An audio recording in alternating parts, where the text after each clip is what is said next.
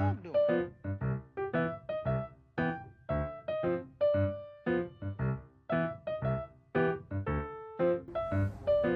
semuanya, Assalamualaikum warahmatullahi wabarakatuh. Perkenalkan, nama saya Retno Anindita Latifah Putri dari program studi Ilmu Komunikasi Universitas Amikom Yogyakarta. NIM aku 2496478. Aku asli dari Yogyakarta dan sekarang aku berusia 19 tahun. Video ini aku buat khusus untuk memenuhi tugas ujian akhir semester pada mata kuliah kepemimpinan. Di sini aku bakal jelasin pengalaman kepemimpinan aku dan gimana aku mengimplementasikan ilmu yang udah aku dapat selama 1 semester ini.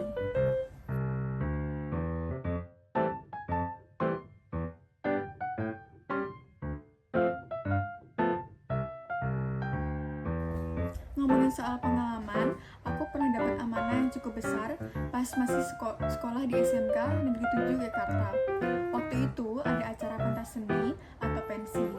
Aku dipercaya buat menjabat sebagai pimpinan divisi kesehatan. Pengalaman ini cukup berkesan buat aku karena di situ aku benar-benar belajar kalau di pemimpin itu bukan soal tanggung jawab atau jabatan, karena tanggung jawabnya tentang keselamatan banyak orang.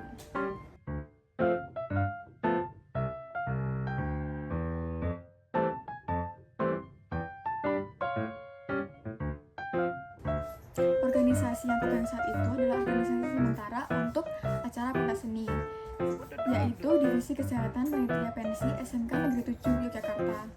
Pensi tersebut dilaksanakan di sekolah kami yang berlokasi di Jalan Golongan Lor nomor 33, Jetis, Kota Yogyakarta. Jenis usaha atau kegiatannya, kami bergerak di bidang pelayanan kesehatan dan pengalaman pertama selama rangkaian acara sekolah.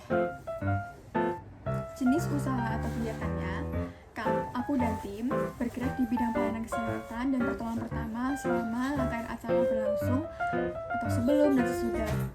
Lalu nama produk atau jasa yang aku lakukan kepada teman-temanku dan juga penonton adalah penanganan medis darurat, penyediaan obat-obatan, serta memastikan kondisi fisik seluruh panitia dan pengisi acara tetap fit di lapangan.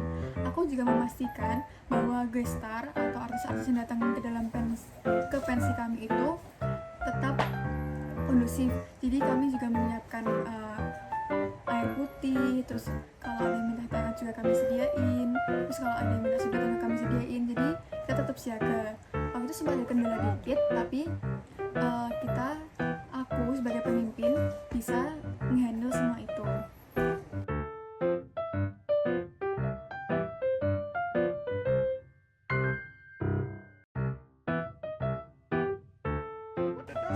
Supaya tim aku punya arah yang jelas, aku nentuin visi dan misi buat divisi kami. Visi aku sendiri mewujudkan lingkungan acara yang aman, responsif, kondusif terhadap segala kebutuhan medis. Lalu misiku menyediakan penanganan kesehatan yang cepat, tepat, serta memastikan semua stok obat dan alat medis selalu siap sedia. Lalu ada strategi. Strategi utama aku adalah melakukan pemetaan titik-titik rawan di area sekolah. Contohnya di gerbang, terus di backstage, di dekat stage, terus di sekitaran penonton. Selain itu, aku juga ngadain simulasi kecil-kecilan bareng anggota tim divisi kesehatan sebelum hari H, biar semuanya nggak panik kalau ada insiden beneran. Jadi aku sempat ngadain sekitar 2 atau sampai 3 kali simulasi itu. Kita ngelakuin simulasi ngangkat pakai tandu, terus cara merban yang bener, cara pakai alat-alat buat misalnya buat pernafasan, atau sekedar ngecek pakai termometer dan denyut nadi.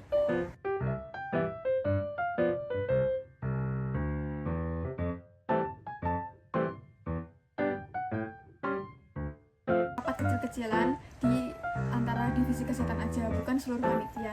Jadi aku waktu itu ngelakuin rapat kecil-kecilan, semua anggota divisi aku nggak boleh kurang dan harus lengkap. Aku ajak ngobrol santai mereka buat tahu siapa mereka yang paling dasar PMR, atau siapa yang kuat dan siapa juga yang paling tenang minat darah.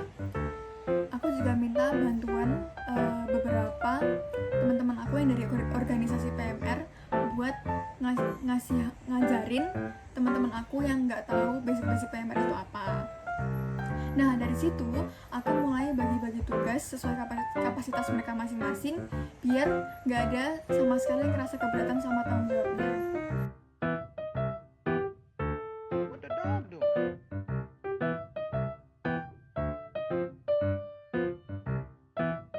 Tentu aja selama persiapan acara ini dan juga selama acara proses berlangsung ini ada masalah yang muncul. Aku ada beberapa masalah sama divisi lain, terus ada juga masalah sama divisi sendiri. Contohnya masalah internal. Pernah ada yang miskomunikasi soal jadwal jaga yang bikin satu titik tempat jaga itu kosong. Caranya aku hadapin dengan komunikasi di HT, dengerin alasan mereka, dan langsung ngasih orang lain buat jaga posisi tersebut, biar kalau ada apa-apa kita nggak keteteran juga. Lalu ada masalah eksternal. Pas hari H, cuaca yang panas banget juga, di luar ruangan banyak penonton yang kelelahan, dehidrasi, dan juga pingsan barengan, sampai stok oksigen dan kasur-kasur kita juga menipis. Di situ aku langsung sampai keputusan sama koordinasi divisi keamanan buat evakuasi orang-orang yang tadi pingsan ke tempat yang lebih teduh dan minta bantuan pengadaan darurat ke sekolah, seperti manggil ambulans kalau udah ada yang kelewatan batas. Dan juga aku sempat ada cekcok atau masalah internal lain sama divisi perkap.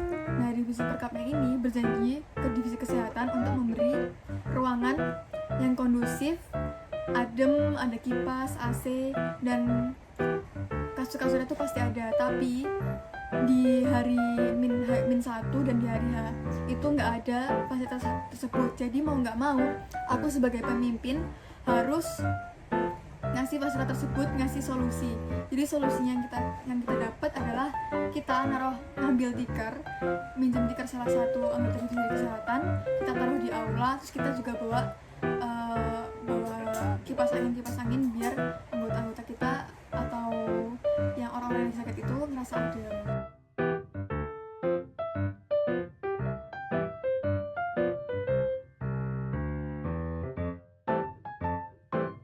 Gaya kepemimpinan yang aku pakai adalah gaya demokratis situasional.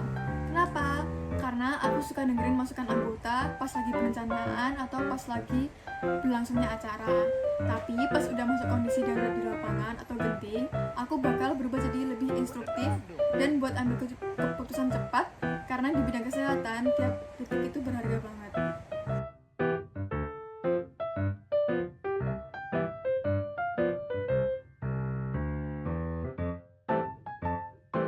Dan aku nggak cuma dengerin dari divisi-divisiku aja, tapi misalnya dari divisi keamanan, divisi perkap, dan sebagainya. Setelah banyak dapat ilmu dari matkul kepemimpinan ini, banyak banget yang bakal aku implementasiin atau lakuin di kehidupan sehari-hari. Aku seiring waktu jadi pendengar yang baik dan gak egois kalau jadi pemimpin. Selain itu, aku juga pengen terus asah kemampuan komunikasi aku, biar nanti pas terjun ke dunia kerja, aku bisa jadi pemimpin yang bisa ngasih dampak positif buat orang lain.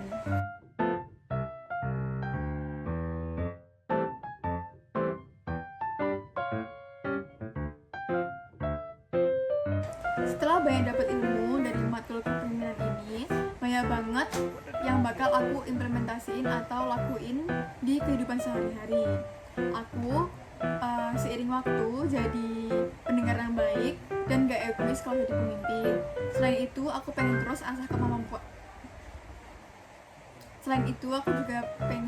terus asah kemampuan komunikasi aku, biar nanti pas terjun ke dunia kerja, aku bisa jadi pemimpin yang bisa ngasih dampak positif buat orang lain. Kepemimpinan itu bukan cuman soal nyuruh-nyuruh, tapi gimana kita ngasih dampak positif buat sekitar kita. Terima kasih yang udah nonton video aku. Bye bye.